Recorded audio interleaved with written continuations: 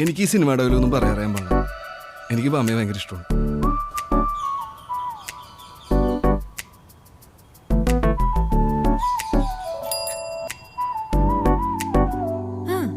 നല്ല ആഗ്രഹമാണല്ലോ, പക്ഷെ നടക്കില്ല.